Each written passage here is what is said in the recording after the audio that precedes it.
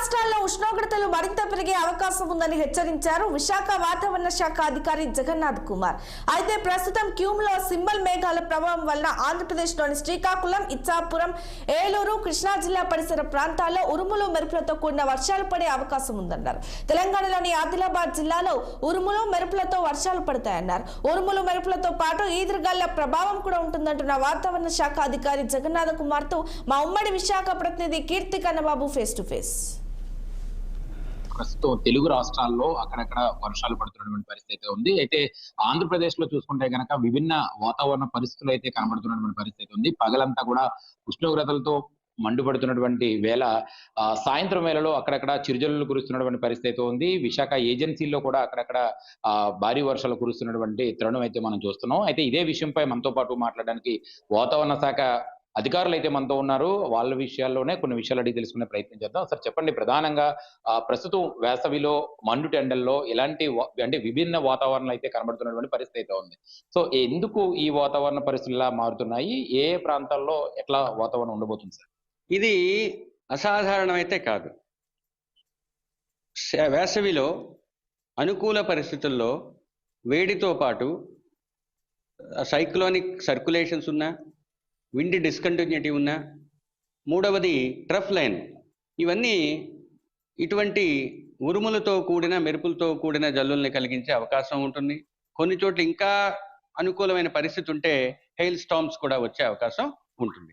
కానీ ప్రస్తుత పరిస్థితిలో రాష్ట్రంలో రాబోయే 24 గంటల్లో కొన్ని చోట్ల ఉరుములు మెరుపులతో కూడిన చిరు లేదా మోస్తరు వర్షపాతం నమోదయ్యే అవకాశం కోస్తా జిల్లాల్లో కనిపిస్తుంది. అయితే తదుపరి 6 రోజులు 1-2 చోట్ల తేలికపాటి నుంచి మోస్తరు వర్షపాతం నమోదయ్యే అవకాశం ఉంది. ఈరోజు ఉరుములు మెరుపులతో కూడిన వర్షం ఉన్నప్పటికీ రేపు ఈదురుగాలులు కూడా 30 నుంచి 40 కిలోమీటర్ల వేగంతో వీచే అవకాశం ఉంది.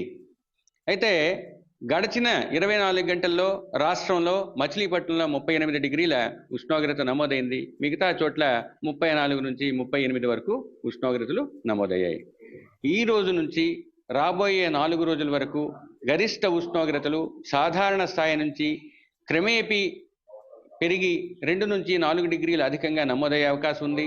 4వ రోజు తర్వాత మిగతా 5, 6, 7 రోజుల వరకు గరిష్ట ఉష్ణోగ్రతల్లో పెద్దగా మార్పు ఏమీ ఉండే అవకాశం కనిపించడం లేదు.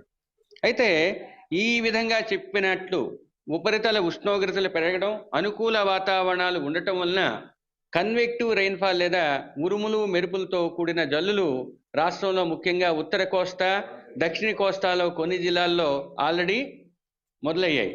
ఉదాహరణకు ఇక్కడ మందస చుట్టుప్రక్కల శ్రీకాకుళంలో, ఇక్కడ అరకు చుట్టుప్రక్కల చింతపల్లి, నర్సీపట్నం, అనకాపల్లి వరకు ఉన్నాయి.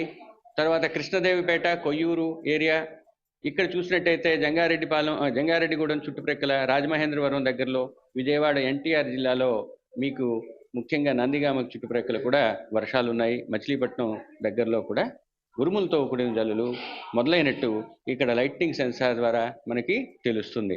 మేఘం నుంచి మేఘం వరకు, మేఘం నుంచి భూమి వరకు కూడా ఈ విధమైన థండర్ క్లౌడ్స్ మనకి కనిపిస్తున్నాయి ప్రస్ఫుటంగా. ఈ పరిస్థితి రాబోయే 24 గంటల్లో ఉత్తర దక్షిణ కోస్తాలతో పాటు రాయలసీమలో కూడా ఉండే అవకాశం ఉంది. సార్ దీని ప్రభావం తెలుగు రాష్ట్రాలపై అంటే ఏ జిల్లాల మీద ఎక్కువగా ఉండబోతుంది సార్? మీకు ఆల్రెడీ చూపించినట్టు ఉత్తర కోస్తా జిల్లాలో ఆల్రెడీ మొదలైన, దక్షిణ కోస్తా సాయంత్రానికల్లా అక్కడ కూడా కవర్ చేస్తుంది. అయితే ఇది మరీ ఎక్కువగా మెనీ ప్లేసెస్ లేదు, కొన్ని చోట్ల మీకు మొదలైంది.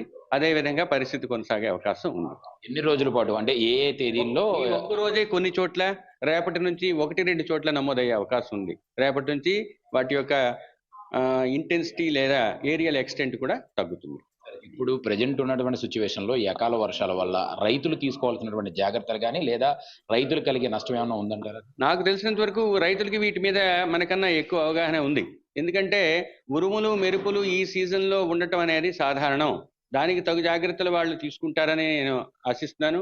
రెండోది, మాకున్న అగ్రో అడ్వైజరీ సెక్షన్ ద్వారా లేదా అగ్రో అడ్వైజరీ యూనిట్ ద్వారా మేము వ్యవసాయ శాఖకి ఆల్రెడీ సూచనలు ఇవ్వటం జరిగింది. ఆ సూచనల అనుగుణంగా వారు తదుపరి రైతులకు కూడా తగిన సూచనలు, సలహాలు ఇవ్వటంతో పాటు సరైన చర్యలు తీసుకుంటారని ఆశిస్తాం.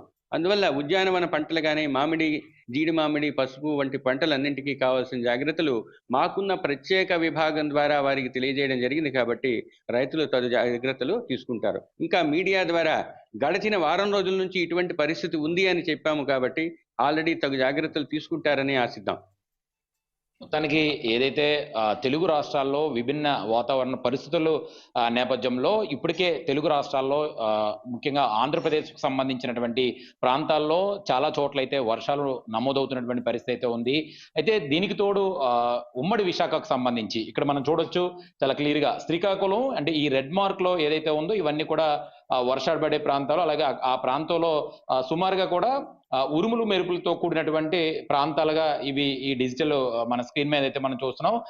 ఏదైతే ఈ ఒరిస్సా నుంచి అంటే ఈ శ్రీకాకుళం ఒరిస్సా బార్డర్ అట్లనే విజయనగరం విశాఖపట్నం జిల్లాలకు సంబంధించి పైన ఏవైతే ఈ అల్లూరి సీతారామరాజు జిల్లాకు సంబంధించి అలాగే ఏవైతే ముఖ్యంగా అరకు చుట్టుపక్కల ప్రాంతాలు అలాగే పాడేరు ఏజెన్సీ అయినటువంటి ప్రాంతాలు ఈ కిందగా దిగువకు వస్తే కనుక రాజమండ్రి వైపుగా చూసుకుంటే రాజమండ్రికి సంబంధించినటువంటి ప్రాంతాలు అలాగే విజయవాడలో ఏదైతే విజయవాడలో కొన్ని ప్రాంతాల్లోనూ గుంటూరు మచిలీపట్నం సంబంధించి ఈ ప్రాంతాల్లో అంటే ఈ చూపించినటువంటి ఈ ట్రాక్ మొత్తం మీద కూడా ఉరుములు మెరుపులతో కూడినటువంటి వర్షాలు కురిసే అవకాశం ఉన్నట్లుగా వాతావరణ శాఖ అధికారులు అయితే చెప్తున్నటువంటి పరిస్థితి అయితే ఉంది.